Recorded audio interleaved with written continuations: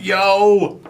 What's going on, sports fans of the world? This is the Lenny Sports Talk Show with my esteemed colleague to my right, Chris Christinger. How you doing, Chris? How's it going, Lenny? It's going fantastic today. On today's show, we have a bunch of stuff going on, but this show is brought to you by Wilcox Services, G-Wiz Computers, Good Old Lumber Skateboards, Brooks Running Company, and Boulder Running Company. Let's get this show under the road, shall we?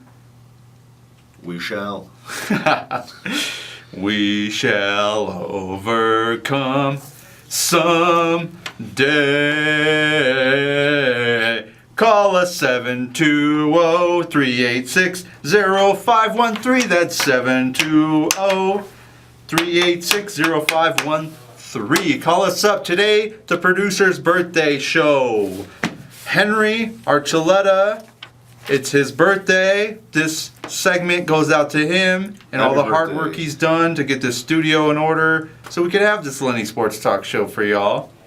So mad props to him. Tomorrow he'll be on with the Author Show, and on Saturday he'll be on with some musicians. He always interviews on Saturday, and he'll be in with Jesse on Sunday for Canciones de Domingo, I think it's called.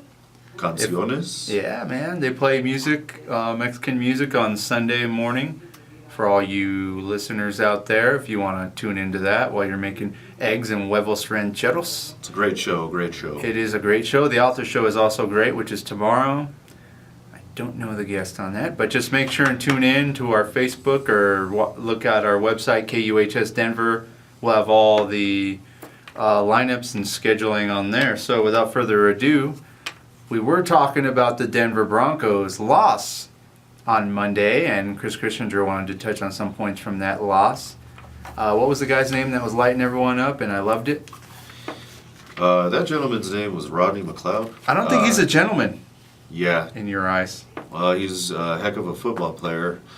I wish we can get somebody who hits like him on the Broncos. Brian Dawkins was the last guy we had like that. He was at Champ Bailey's send-off the other day, his retirement. Brought back some good memories of what I used to think about of what a hard hitter is, and I also seen some photos up on Denver Broncos Facebook. Steve Atwater was up on there, and it reminded me of all those hard hits and stuff that was going on, like was going on in the Rams game. But you know what? Peyton Manning is one-dimensional. I've been saying this I'm blue in the face from saying it. He's a one-dimensional quarterback. He's great at times. He plays great against the zone. He has good reads, stuff like that, but actually his one-dimensional side is what gets him in trouble when defenses are physical against him, and when they rush him, he buckles. Yeah, I don't know.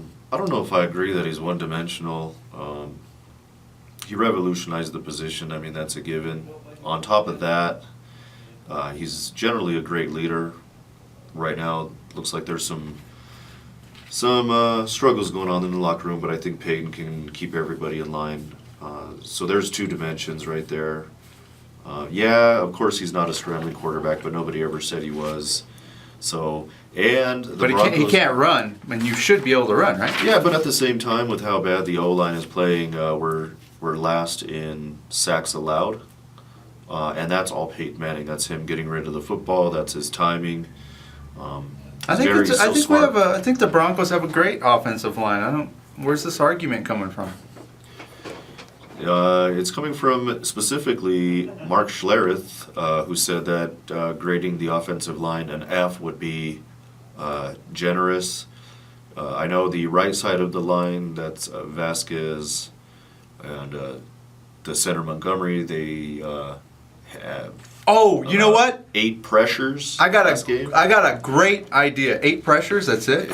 Yeah, that's quite a bit. You know what? No, they do good, man. For one side of the line. You said they're second last in the league from getting pressured, right?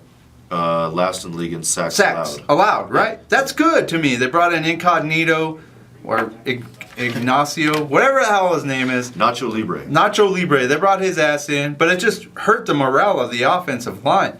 And they didn't prepare for a pass rush like that, stunts like that.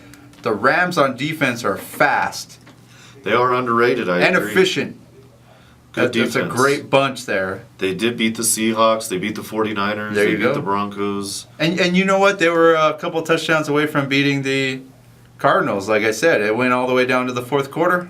How about those Cardinals? 9-1. 3 games ahead of the Seahawks. And they go into Seattle this weekend. They sure do. And they said on NFL Network, on the fantasy, don't start Russell Wilson. Well, you know what? I got something coming for you, NFL Network. Russell Wilson is going to rush for another 100 yards, and he's going to get that NFL record of 400-yard rushing yards for a QB in the game, in this week's game. And if he doesn't, I don't care anyways, as long as he gets these 72 yards. Start Russell Wilson. He's a serious guy. Have you seen his commercials? He's totally serious about life. Start him. His cliche talk is boring me, but you know what? The guy's a gamer. The guy runs. I like a running quarterback. I like someone who could toss some touchdowns, improvise. When the line breaks down, what are you going to do? You're one-dimensional. Is this your game of the week, Lenny? This is my game of the week. I always watch the Seahawks games. Well, when do the Broncos play? 2 p.m. as well? I'm not. I will have to verify. That sucks because I've been wanting to sit down and watch a Broncos game just so I can dissect it better.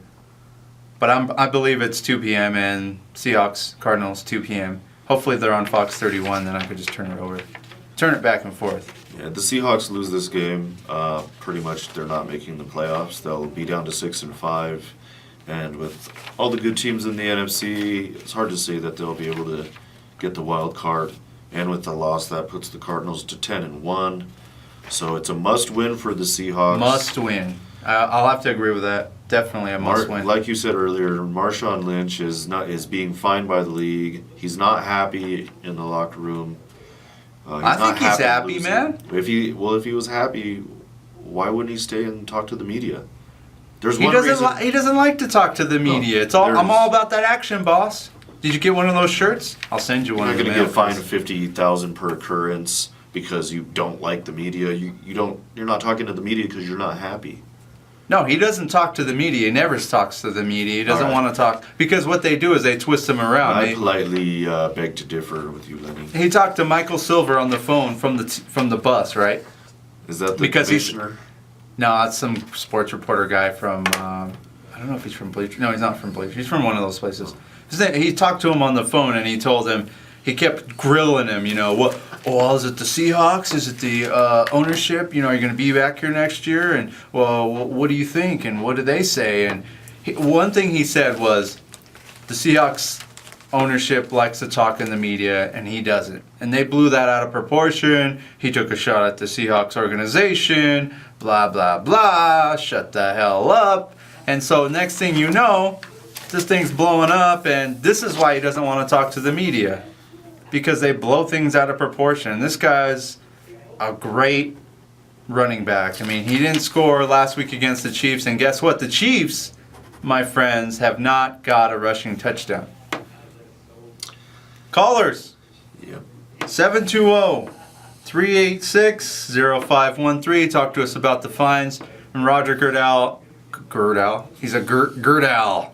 He ain't even his regular name to us. He's a Gerdau. Because he fines everyone. You need to smoke some weed, Mr. Gerdau.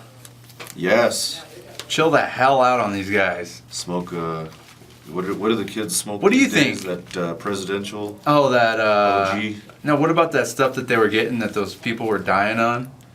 That hallucinogenic stuff that you used to be able to get at Freaky's or whatever. Darvia. Yeah, Salvia. that stuff. Is that stuff outlawed now? That stuff sucks. I remember all the kids they used to say back in the day that it was all hype, it didn't do anything to you, and then they would just go drop acid and take mushrooms.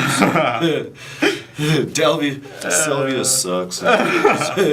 Go drop some wig balls. Well, then it only lasts for like a minute or two, right? Yeah, kids don't. The kids want to be stoned for a long time. I thought somebody died from that. Maybe I'm wrong. What about these energy drinks, man? The girl died on that. Four Loko. They were mixing the Four Loko with alcohol.